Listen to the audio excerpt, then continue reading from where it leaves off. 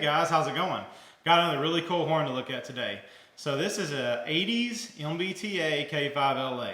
So really lucked out on getting this horn. Pretty excited about this one. So this is an MBTA horn. It does have the really cool MBTA cones on it. These are pretty hard to find. You don't see a whole lot of them. Really interesting cones. So it is an 80s horn. It's a K5LA, which is a 1, 2, 3A, 4A, and a 5. It does have your flange bolts on the back caps. Everything seems to be all original. Your tagless manifold.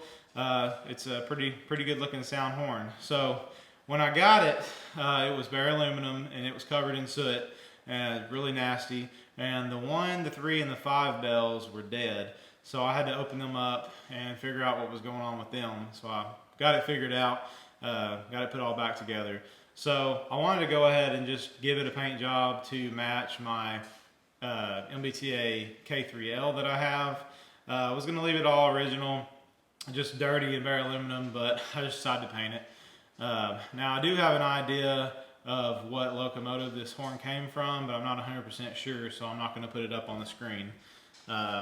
But I think I know. But anyway, really cool horn, pretty good sounding horn. It does have a strong number 5, so you'll see that in the video. Really interesting. So another interesting thing about this horn when I got it is MBTA had cork gaskets on it. So at first I saw the cork, I was like, oh man, you know, I'm not that lucky. You know, you might know what I'm talking about, but unfortunately not. It does have your grooves for your O-rings on the bottom of the feet, but for some reason they chose to run cork. So not sure why, but that's what they did. So I went back with new cork gaskets all the way around the horn. So it turned out really good, all new stainless hardware. The back cap bolts I did reuse. I actually sandblasted them and then just clear coated them. So everything turned out good. So y'all enjoy this. This is the 80s MBTA K5LA.